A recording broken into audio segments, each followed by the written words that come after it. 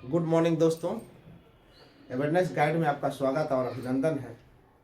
मैं आज संसद का एक बहुत इम्पोर्टेंट सदस्य लोकसभा अध्यक्ष, उनके बारे में, उनका किस तरह से चुनाव होता है और किस तरह से वो सदस्य बने रहते हैं, उसके बाद उनकी क्या कार्य और शक्ति है और उनको किस तरह से पद से हटाया जाता है, ये सारी चीज़ों के बारे में मैं बताऊंगा। जब लोकसभा की पहली बैठक होती है, मीन्स लोकसभा के सदस्य सारे जो चुन कर आते हैं और लोकसभा की जो पहली बैठक होती है, तो पहली बैठक में जो उपस्थित सदस्य होते हैं वो उपस्थित सदस्य में से बहुमत के आधार पर लोकसभा अध्यक्ष का चुनाव होता है और लोकसभा अध्यक्ष चुने जाते हैं।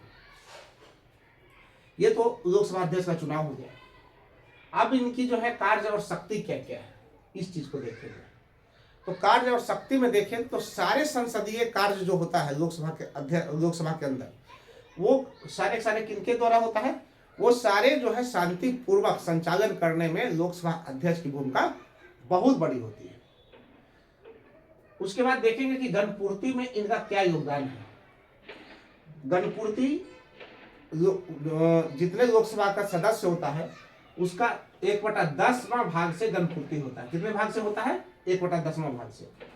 तो 1/10 भाग अगर उपस्थित नहीं है, मीन्स मान लीजिए लोकसभा में 100 सदस्य, ठीक है, तो 100 सदस्य में 1/10 मीन्स 10 सदस्य। 100 सदस्य अगर है लोकसभा में तो 10 सदस्य हमें उपस्थित होना चाहिए। अगर 10 सदस्य उपस्थित नहीं है तो उस कंडीशन में क्या होगा? उस कंडीशन में लोकसभा अध्यक्ष को क्या करने की, सदन को स्थगित कर देने की शक्ति है। मीन्स अगर 1/10 सदस्य उपस्थित नहीं है सदन में तो वो क्या कर सकता है? वो सदन को स्थगित कर सकता है। ये बहुत इंपॉर्टेंट क्वेश्चन है, हमेशा पूछता है कि गणपूर्ति कितना से होता है, तो गणपूर्ति 1/10 से होता है। उसके बाद देखते हैं कि मतदान का अधिकार। मतदान में स्पष्ट रूप से आप ये चीजों को समझ लीजिए कि लोकसभा अध्यक्ष जो है मतदान नहीं करते हैं, बट निर्णायक मतदान करने का अधिकार है। अब देखिए निर्णायक मतदान क्या होता है, इस चीज को समझना है।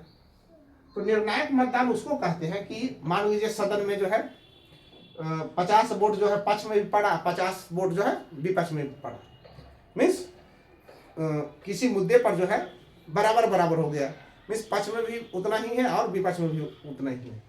उस कंडीशन में लोकसभा अध्यक्ष जो है कार्य को सुचारू रूप से संचालन के लिए उनको निर्णायक मत देने का अधिकार है। जब दोनों पक्ष और विपक्ष का मतों जो है बराबर हो जाए, वैसे कंडीशन में निर्णायक मत देने का अधिकार किसको है? लोकसभा अध्यक्ष को है। उसके बाद देखेंगे कि बहुत इंपॉर्टेंट क्वेश्चन है कि संयुक्त बैठक की अध्यक्षता। संयुक्त बैठक किसी भी मुद्दे पर या किसी भी जो है विधेयक पर जब आपसी सहमति नहीं बन रहा हो, आपसी सहमति नहीं हो, तो संयुक्त बैठक बुलाकर उसका निदान किया जाता है। तो संयुक्त बैठक बुलाता कौन है? संयुक्त बैठक बुलाने का के लिए प्राधिकृत कौन है? तो संयुक्त बैठक बुलाने के लिए प्राधिकृत राष्ट्रपति है। बट संयुक्त बैठक की अध्यक्षता कौन करेगा? तो लोकसभा अध्यक्ष करेगा।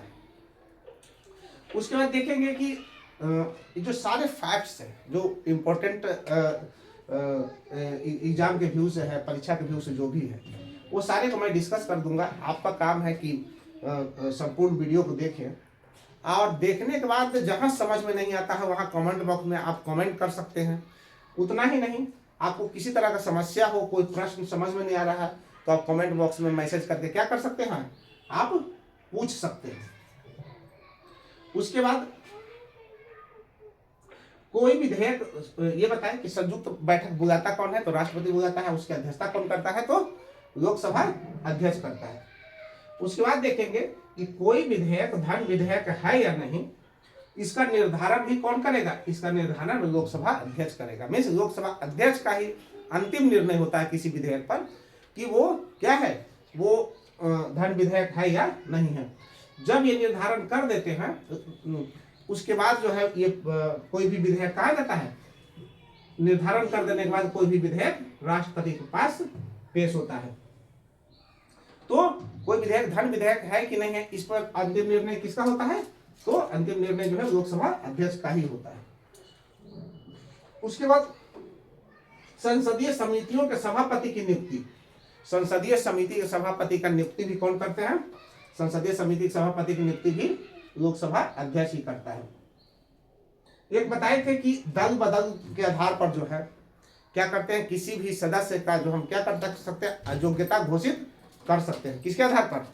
दल बदल के आधार पर किसी भी सदस्य को निर्योग्यता घोषित कर सकते हैं। तो वो कैसे करेंगे? तो उस पर भी जो है अंतिम निर्णय जो है उसको निपटारा करने का पावर लोकसभा अध्यक्ष को है। इस तरह से देखिए कि लोकसभा अध्यक्ष का जो पोस्ट है ये सामान्य नहीं है, ये क्या है? ये विशेष है, क्योंकि बहुत सारे इंपॉर्टेंट कार्य जो है जो किनके हाथों से होते हैं, वो सारे लोकसभा अध्यक्ष के हाथों से होते हैं। उसके बाद देखेंगे कि ये सारे काम तो लोकसभा अध्यक्ष, इसके साथ साथ जो कार्य संचालन है लोकसभा के अंदर वो सारे लोकसभा अध्यक्ष के ही नेतृत्व में होता है। उसके बाद देखें कि ये तो देखें कि इनकी कार्य और शक्तियां क्या है। उसके बाद लोकसभा अध्यक्ष को हटाने की प्रक्रिया क्या है, किस आधार पर लोकसभा में से ये हटेंगे। तो हटाने की अगर बातें किया जाए तो सामान्य रूप से ये क्या रहते हैं, लोकसभा के जीवन काल तक, मतलब लोकसभा जितना दिन तक रहे, 5 साल तक रहता है, तब अमूमन सामान्यतः वो 5 साल तक ही रहते हैं। उसके बाद कुछ विशेष परिस्थितियां हैं, वो परिस्थितियों को हम डिस्कस करेंगे कि उन परिस्थितियों में ही जो है उनको क्या किया जा सकता है, लोकसभा अध्यक्ष से हटाया जा सकता है। जैसे सदन का सदस्य नहीं हो, अगर वो सदन का सदस्य नहीं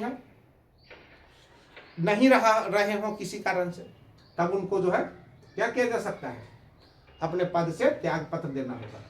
दूसरा कि वह स्वयं त्याग पत्र दे दिया हो, किसके नाम से? उपाध्यक्ष के नाम से।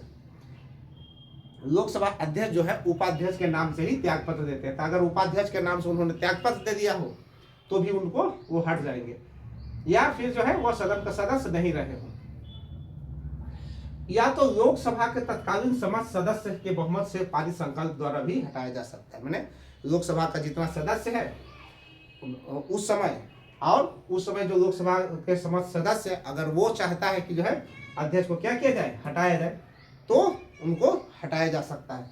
बट क्या करना है, बहुत इंपॉर्टेंट क्वेश्चन है, उनको 14 दिन के पूर्व स्वीकृति बहुत ही आवश्यक है। क्या है? 14 दिन पूर्व उनको सूचना। माने अगर कोई लोकसभा का सदस्य अगर कोई संकल्प पारित करता है, उस कंडीशन से संबंधित जिसमें लोकसभा के अध्यक्ष को हटाना हो, तो जिस दिन संकल्प पारित होगा उससे 14 दिन पूर्व जो है उनको सूचना देना अनिवार्य है। मीन्स उस तरह का लोकसभा अध्यक्ष को हटाने संबंधित कोई भी जो है संकल्प अगर पारित किया जाता है या पारित करने पर विचार होता है, तो 14 दिन पूर्व, उससे पहले 14 दिन पूर्व सूचना उनको देना जरूरी है। ऐसे में जैसे अगर उनको हटाने से संबंधित कोई प्रस्ताव जो है या कोई संकल्प जो है क्या है, विचाराधीन है, तो वो क्या होंगे, वो अब पीठासीन नहीं होंगे। क्या नहीं होंगे? वो अध्यक्ष के रूप में पीठासीन नहीं होंगे। जैसे देखिए बताइए इसे कि लोकसभा का सदस्य ही जो है वो क्या बन जाएगा, लोकसभा का सदस्य ही जो है अध्यक्ष बनेगा।